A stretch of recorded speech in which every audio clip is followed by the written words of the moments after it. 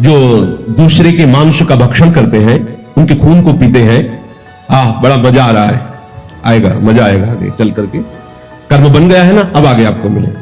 दूसरे की टांग खाते ना, अब आपकी टांग खींची जाएगी। अच्छा, यहां तो बेहोश हो गए, अधिक कष्ट में अधिक मार पड़े तो आप बेहोश हो जाओगे। उस शरीर में बेहोश नहीं होना है एक सेकंड के लिए भी। अब उसको कोल्हू में पेरा जाता है, जैसे गन्ना पेरा जाता है ना, कोल्हू में। ना बेहोश होना ना मरना है, भयंकर पीड़ा। जैसे यहां किसी पशु को भून करके खाते हैं, ऐसे ही आपके हाथ और पैर बांध करके यम के दूत जलती हुई ज्वाला में से कितने दिन? बोले एक कल्प। न मरना है ना बेहोश होना है। कई बार सत्संग में कह चुके, ये भूल मत करना कि पाप करके हम गंगा नहा लेंगे जाके। गंगा नहाओगे उसका अलग फल होगा, पाप की उसका अलग होगा।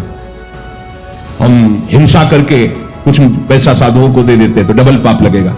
हिंसा का पाप, साधु की बुद्धि भ्रष्ट करने का पाप, स्वयं तो धर्म रहित और उसको भी धर्म रहित करने का तुम्हें पाप लगेगा। पुण्य का तो कोई सवाल ही नहीं। पाप से किसी का पुण्य बनता है क्या? ये भूल छोड़ दो। देख लो, आप धर्म को छोड़ रहे हो तो धर्म तुम्हारी सुविधाओं को रौंद रहा है। आज वृंदावन में आप परिक्रमा लगाएं, प्यासे हो तो जेब में पैसा हो तो प्यास बुझा सकते हैं, नहीं पानी नहीं है, ना कोई कुआं है, ना कोई ऐसी हैंडपैप आदि की सुविधाएं रह गई कि आप पानी पी सकें। देखो प्रकृति कैसा दंड दे रही है। यह दूषित आहार और दूषित वायु का प्रभाव है कि पहले जहां कहीं कुछ ऐसे सुनने को मिलता था कि किसी को भयानक रोग हुआ है, आज कैंसर आदि रोग ऐसे हो रहे हैं जैसे किसी को बुखार आता है। क्यों? आप धर्म से नहीं चल रहे, तो प्रकृति आपको दंड देना प्रारंभ कर रही है। जैसे आज पानी बिक रहा है, ऐसे तुम ऑक्सीजन से जियोगे, तुम्हें शुद्ध वायु नहीं मिलेगी, शुद्ध भोजन नहीं मिलेगा, जियोगे कैसे? शास्त्रों में जो महापुरुषों ने लिखा है, जब तक आपकी पवित्र बुद्धि नहीं होगी तब तक आप उसे झूठा ही मानेंगे और आपसे सत्य कहते हैं। एक एक अक्षर सत्य है जब वो अनुभव में उतरता है, और जहां एक अक्षर की भी त्रुटि हुई है वहीं अनुभव में त्रुटि हो जाएगी। तब लगता है कि शास्त्र एक एक अक्षर सत्य कह रहा है। उसे स्वीकार करके ही चलने से परमानंद की अनुभूति होगी, जीवन सार्थक होगा। यहां जो दंड मिलता है वो केवल ब्याज है। मूल तो जो बड़ी जेल है ना अनंत ब्रह्मांडों की, नरक जिसे कहते हैं, वहां मिलता है। ये तो ब्याज है। और यहां जो इससे दुख सुख मिलते हैं ये वर्तमान के नहीं है, ये पूर्व के किए हुए हैं। अभी मत मान लो देखो इसने ऐसा किया था, ऐसा हो गया, संयोग भले बैठ जाए, वो पूर्व का प्रारब्ध, ये जो किया ना जमा हो गया है, अभी हरा भरा होगा तब आपको भोगना पड़ेगा। यहां है कि आपने निषिद्ध कर्म किया, पिटाई हुई, बंद कर दिए गए, 10 साल मुकदमा चला, फिर सजा सुनाई गई। यहां भी तो है ना ऐसा। ऐसे ही वो पिटाई जो हुई थी वो ब्याज की है, वो अभी न्यायाधीश के द्वारा दी हुई नहीं है दंड विधान, वो ब्याज है। मूल तो अब मुकदमा चलेगा, वकालत होगी, फिर तुम्हें दंड विधान दिया जाएगा, 20 साल सजा या फांसी की सजा। जो अच्छा यहां फांसी की सजा हुई तो गए मुक्त, कम से कम शरीर से तो छूट गए। अब जगह असली जेल में, वहां जो पोशाक मिलती है जिसमें दंड भोगना होता है, यातना देह, उसमें मृत्यु नाम की चीज नहीं है, बेहोशी नहीं है। वहां जो दंड मिलता है तो वो शरीर ऐसा दिया जाता है कि उसमें कभी बेहोश नहीं हो सकते और मर नहीं सकते। 2 बातें। अब आपको आपके कर्म के, निषिद्ध जो कर्म किए वैसा आपको दंड देना प्रारंभ किया गया। जैसे पढ़ा है हमने शास्त्र में, जो दूसरे के मांस का भक्षण करते हैं, उनके खून को पीते हैं, बड़ा मजा आ रहा है, आएगा मजा आएगा आगे चल करके। कर्म बन गया है ना, अब आगे आपको मिलेगा। दूसरे की टांग खाते ना, अब आपकी टांग खींची जाएगी। अच्छा, यहां तो बेहोश हो गए, अधिक कष्ट में अधिक मार पड़े तो आप बेहोश हो जाओगे। उस शरीर में बेहोश नहीं होना है एक सेकंड के लिए भी। अब उसको कोल्हू में पेरा जाता है, जैसे गन्ना पेरा जाता है ना, कोल्हू में। ना बेहोश होना ना मरना है, भयंकर पीड़ा। और एक बार नहीं, यहां तो चलो कोल्हू में लगा दिया गया तो जे ही सर जाएगा तो खत्म, कष्ट से आप मुक्त हो गए, शरीर पिस जाएगा और आप कष्ट बेहोश हो गए, मूर्छा हुई। अब वहां मूर्छा भी नहीं, मृत्यु भी नहीं, ठीक है। आप जैसे यहां किसी पशु को भून करके खाते हैं, ऐसे ही आपके हाथ और पैर बांध करके यम के दूत जलती हुई ज्वाला में से कितने दिन? बोले एक कल्प। न मरना है ना बेहोश होना है। जैसे जीवों के मांस को तल, ऐसे ही तुम्हें पूरे शरीर सहित पकोड़े की तरह बड़े बड़े कड़ा खोल रहे छोड़ दिया गया। आनंद लीजिए, आनंद के लिए आए थे ना, कर्म किए निषिद्ध, उनका आनंद लीजिए, बिल्कुल सावधान। हरिवंश महाप्रभु ही सजनी जी का अवतार, वो नरक के विषय में क्यों बोलते, पर उन्होंने सावधान किया है। जय श्री हरिवंश नरक गति दुर्भर, यम द्वारे कटियत नक छिके। बहुत कठिन है नरक से बच पाना। जो यहां कर्म करो आप, ये इसका भी हिसाब है, कहां बजाया, किसके लिए बजाया, एक एक चीज देखा, उसका भी हिसाब। छींकने पर नाक काट दी जाएगी, किधर छींका, क्यों छींका, कैसे छींका, मतलब छोटे से कर्म का पूरा हिसाब मिलेगा। भगवान कह रहे सावधान होकर के शास्त्र सम्मत कर्म करो। कई बार सत्संग में कह चुके हैं, भूल मत करना कि पाप करके हम गंगा नहा लेंगे जाके। गंगा नहाओगे उसका अलग फल होगा, पाप की उसका अलग होगा। हम हिंसा करके कुछ पैसा साधुओं को दे देते हैं तो डबल पाप लगेगा। हिंसा का पाप, साधु की बुद्धि भ्रष्ट करने का पाप, स्वयं तो धर्म रहित और उसको भी धर्म रहित करने का तुम्हें पाप लगेगा। पुण्य का तो कहीं सवाल ही नहीं। पाप से किसी का पुण्य बनता है क्या? ये भूल छोड़ दो। जहां ऐसा उपदेश होता हो कि ब्लैक को व्हाइट कर दिया जाता है तो अलग कोई संस्थान होंगे। हमारे धर्मशास्त्र कभी ऐसा नहीं कहते कि पाप का फल पुण्य होता। कभी कीचड़ से हाथ धोने से हाथ पवित्र हो जाते हैं क्या? कोई पापाचरण करके, निषिद्ध कर्म करके कहीं ऐसा हो सकता है क्या? बोले अपराध बन गया, पाप बन गया, बोले चलो वृंदावन साधुओं का भंडारा कर देना, होश में रहना। वहां तो वो पाप बना, भी यहां आके साधुओं की बुद्धि भ्रष्ट करने का पाप बना। इसको कहां निपटाओगे? ये जो संत महात्माओं के लिए तुम पाप करके, जो अपनी पाप की निवृत्ति के लिए, पाप बोझा धोने के लिए संतों को तुम देने आए, उसका पाप कौन भोगेगा? ऐसे नहीं है कि दान वही माना जाता है जो धर्म के द्वारा कमाया गया और फिर उसे किसी संत सेवा में लगाया जाए, वो दान माना। इसे दान नहीं कहते, इसे अपराध कहते, इसे पाप प्रवृत्ति कहते। लोगों को भ्रम में डाला जाता है, तुम कुछ भी करो, हाँ संत सेवा कर दो, ये कर दो, तुम निष्पाप हो, भूल में मत रहना। ऐसे है, इधर जो शुभ करोगे वो उसका हिसाब, अशुभ करोगे उसका हिसाब। और कोई ये भूल ना सोचे कि हम मनमानी आचरण करके, धर्म विरुद्ध आचरण करके ठाकुर जी को भोग लगा देंगे, ठाकुर जी माफ कर देंगे। ठाकुर जी भोग के लिए नहीं बैठे हुए, वो कह रहे मेरी आज्ञा का पालन करो। तस्मात् शास्त्रम प्रमाणम ते कार्यो व्यवस्थित, भगवान आदेश कर, उनकी आज्ञा को उल्लंघन करो। उनको हलवा पूड़ी से तुम राजी करना चाहो, कदापि नहीं। भगवान कह रहे नियतम कुरु कर्म। कितना घृणित पाप करवा देता है मन, कैसे कैसे दुष्कर्म करवा रहा है। देख लो आप, हृदय में देखो, प्रभु के जब शरण में नहीं होते हो, प्रभु का सुमिरन नहीं करते होते हो, तो कैसे कैसे पाप करवाता रहता है। अपने ही द्वारा सुरक्षित जनों को वो शोषण करता है, ऐसे ही घृणित पाप करता है जिनका कहीं भी क्षमा शब्द नहीं उसके लिए, ऐसे पाप कर देता। उनकी क्या व्याख्या करें। इसलिए निषिद्ध कर्म भूल के मत करना, नहीं केवल केवल भोगना होगा, तड़पना होगा, कोई उपाय बचने का नहीं होता है। हे अर्जुन, तुम्हें शास्त्र विधि से ही कर्म करना चाहिए, अत्यंत आवश्यक है। सबको स्वाध्याय करना, चाहे कोई भी हो। जब तक संतवाणी का श्रवण, शास्त्रों का स्वाध्याय नहीं करता, तो उसमें वो ज्ञान जागृत नहीं होता कि मुझे क्या करना चाहिए, क्या नहीं करना चाहिए। पशुओं जैसा जीवन लोगों का होता जा रहा है। ये देख रहे हैं कि कितना प्रचंड समय आगे आता चला जा रहा है। आप देख लो, आप धर्म को छोड़ रहे हो तो धर्म तुम्हारी सुविधाओं को रौंद रहा है। आज वृंदावन में आप परिक्रमा लगाएं, प्यासे हो तो जेब में पैसा हो तो प्यास बुझा सकते हैं, नहीं पानी नहीं है, ना कोई कुआं है, ना कोई ऐसी हैंडपैप आदि की सुविधाएं रह गई कि आप पानी पी सकें। देखो प्रकृति कैसा दंड दे रही है। आप धर्म के साथ खिलवाड़ कर रहे हैं। अरे क्या है शास्त्र, तो आप देखो, आप प्रकृति के साथ खिलवाड़ कर रहे हैं तो प्रकृति आपके साथ कैसा दंड विधान कर रही है। आप लताओं को, वृक्षों को नाश कर रहे हैं तो आप रोगों से घिरते चले जा रहे हैं, क्योंकि यही लताएं, वृक्ष सुंदर ऑक्सीजन प्रकट करके कार्बन डाइऑक्साइड को सोख करके आपको वो वायु देते हैं जिससे आप स्वस्थ रह सके। वृक्षों को काट दिया, देखो कैसी दूषित वायु होती जा रही है। यह दूषित आहार और दूषित वायु का प्रभाव है कि पहले जहां कहीं कुछ ऐसे सुनने को मिलता था कि किसी को भयानक रोग हुआ है, आज कैंसर आदि रोग ऐसे हो रहे हैं जैसे किसी को बुखार आता है। क्यों? आप धर्म से नहीं चल रहे, तो प्रकृति आपको दंड देना प्रारंभ कर रही। आप किसी को नहीं मान रहे, गौ सेवा, देव सेवा, गुरु सेवा, संत सेवा, जन समाज सेवा, तो वर्षा वाटर लेवल खत्म होता चला जा रहा है। आप देखो प्रगट में देखो, 15 हाथ की रस्सी से बहुत शीतल कुएं से जल निकाला जाता था।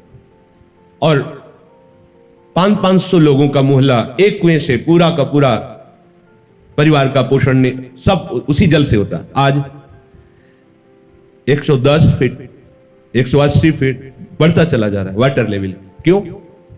कौन हवन कर रहा है? कौन यज्ञ कर रहा है? कौन त्रिकाल संध्या कर रहा है? कौन धर्म से चलना चाहता है? केवल सुख भोगना चाहते हो? प्रकृति दंड देगी, दे रही। हर वो वस्तु जो हमारे प्रयोग में आने वाली है, तुम्हारी बुद्धि को दूषित करके उसको दूषित किया जा रहा है। तुम्हारे ही परिवार के जन उसी दूषित एक दूसरे के, दूध वाला सोचता है कि मैं दूध में मिलावट करके धन कमाऊंगा, परिवार सुखी रहेगा। वो दूसरे परिवारों को मिलावट, वो दूसरा दूसरी वस्तु में मिलावट करके तुम्हारे परिवार को भेज रहा है। जब शरीर स्वस्थ नहीं, बुद्धि स्वस्थ नहीं, तो परमार्थ क्या है? तुम स्वार्थ भी नहीं समझ पाओगे। पशुओं जैसी रहनी। भगवान भुवन भास्कर के उदय होने के पहले जो शैया का त्याग करके, स्नान आदि करके, अर्घदान आदि के द्वारा शैया का त्याग ही नहीं हो रहा। 8 बजे 9 बजे लोग उठ रहे हैं, सुख भोगना चाहते हैं। उनकी आयु क्षीण हो रही है, उनके सुकृत नष्ट हो रहे हैं, उनके नाना प्रकार के जो बचाव पक्ष की ज्ञान शक्ति उसका अपहरण कर रहे हैं भुवन भास्कर। खिलवाड़ समझ रहे तुम? ये यहां मनुष्य जन्म लेकर मनमानी आचरण। सावधान। भगवान कह रहे नियतम कुरु कर्म त्वम कर्म ज्यायो है कर्मणा शरीर यात्रा पिच्यते न प्रसिद्धेद कर्मणा। तुम्हारी शरीर यात्रा भी सिद्ध नहीं हो पाएगी अगर आप शास्त्र के अनुसार कर्म नहीं करोगे, मनमानी आचरण करोगे। कैसा जीवन! आप जिसे बहुत अच्छा जीवन समझ रहे हैं कि हम बहुत सुखी है, और उसको शास्त्र दृष्टि से देखा जाए तो केवल पशुवत जीवन है, पशुवत जीवन। तिनते खर सूकर श्वान भले जड़ता बस जे न कहे कछुए जरि जाओ सुजान की नाथ बिना जो जिये जग में तुम्हारो बिन होए। कैसा जीवन! 11 बजे दिनचर्या प्रारंभ होती शौच स्नान की। आश्चर्य होता है, इतना मंगलमय जीवन, और ब्रह्म मुहूर्त से लेकर 11 बजे तक तुम्हारा शयन चल रहा है। क्या जीवन को नाश किया जा रहा है। प्रातःकालीन वेला पर कोई उठकर संध्या वंदन भजन साधन, स्वयं भगवान प्रातःकाल उठ के रघुनाथा मातु पिता गुरु ना वही माथा सबको प्रणाम करके अपनी दिनचर्या स्वयं प्रभु करते थे। संध्या वंदन आदि, जैसे शास्त्रों में वैदिक सिद्धांत में संध्या वंदन आदि, तो अपने मंगलाबन विहार आदि, वो तो शास्त्र सम्मत। और ये वेदातीत प्रेम रस, वहां दैवी शक्तियों की संधि और यहां प्रिया प्रीतम की संधि, और उनकी संधि शक्ति सहचरियां, ये तो अद्भुत। अगर आप शास्त्र सम्मत कर्म नहीं करते, कैसा जीवन होता है? मतलब एक भय लगता है, सामर्थ्य नहीं। 18-20 वर्ष की अवस्था है, ब्लड प्रेशर हाई लो। 25-30 वर्ष की अवस्था, 400 शुगर, 500 शुगर। क्या जीवन रह गया है? ये क्यों हो रहा है? न देव आराधन है, न धर्म का पालन है, न शास्त्र स्वाध्याय है। जब शास्त्रीय स्वाध्याय नहीं, संत संग नहीं, तो आपको पता ही नहीं कि मुझे क्या करना चाहिए, क्या नहीं करना चाहिए। शास्त्रों में विहित तथा नियत 2 प्रकार के कर्मों की आज्ञा की गई है। विहित कर्म का तात्पर्य है सामान्य रूप से शास्त्रों में बताया हुआ आज्ञा रूप कर्म, जैसे व्रत करना, उपवास करना, संध्या बंदन। ये विहित कर्मों को संपूर्ण रूप से करना एक व्यक्ति के लिए कठिन है, परंतु निषिद्ध कर्मों का त्याग करना सबको अत्यंत आवश्यक है।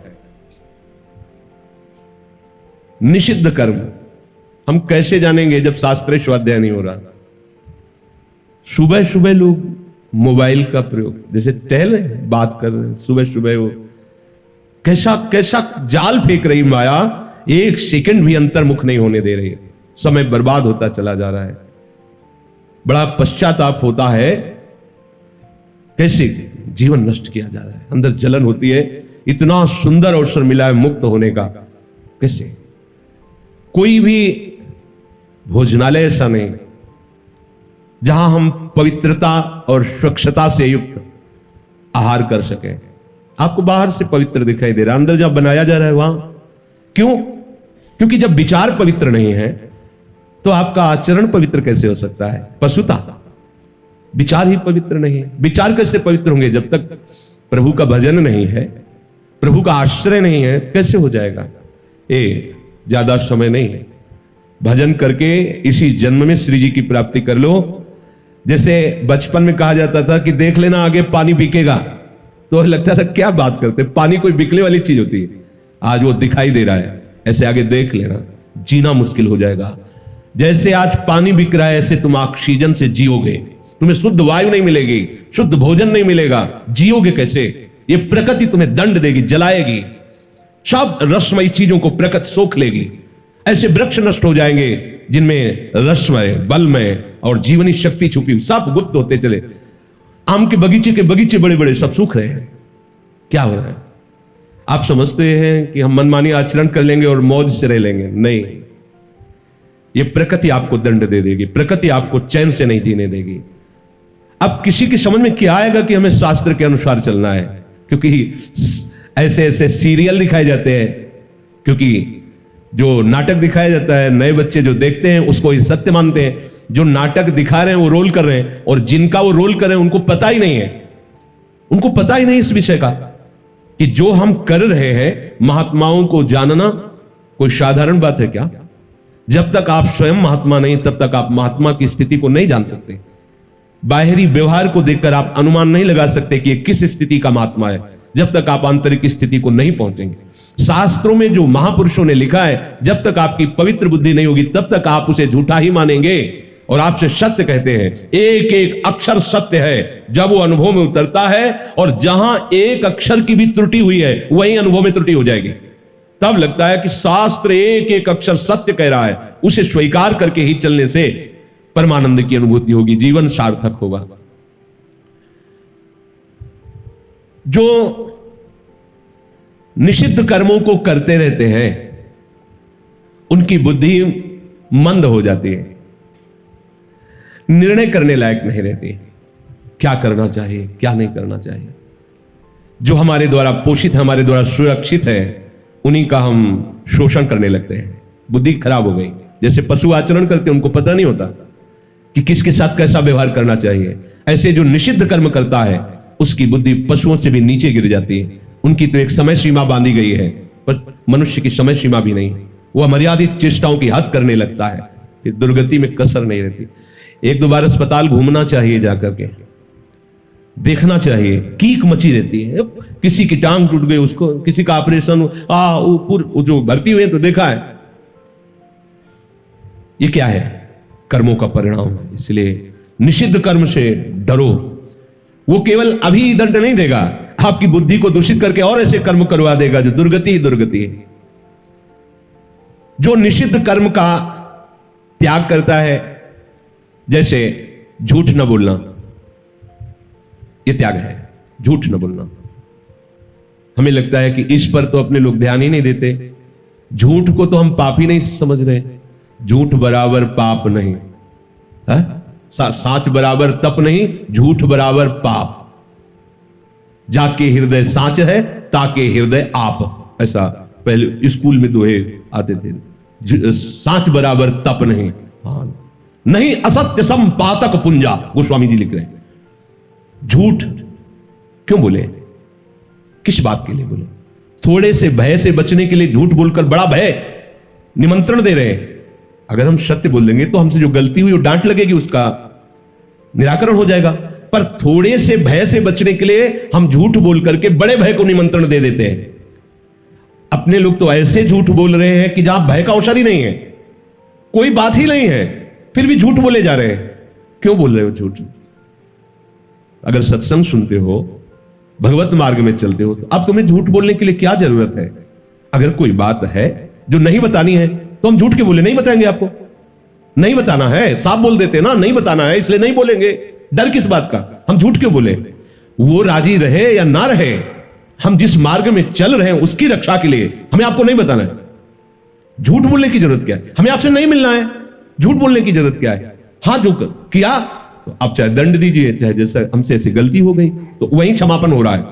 अगर आपको दंड दिया जा रहा है, फिर आप बचे। एक बात है, गुरुजनों की सभा में यदि दंड दे दिया जाए अपराध का, तो उसे फिर कहीं भी दंड नहीं मिलेगा।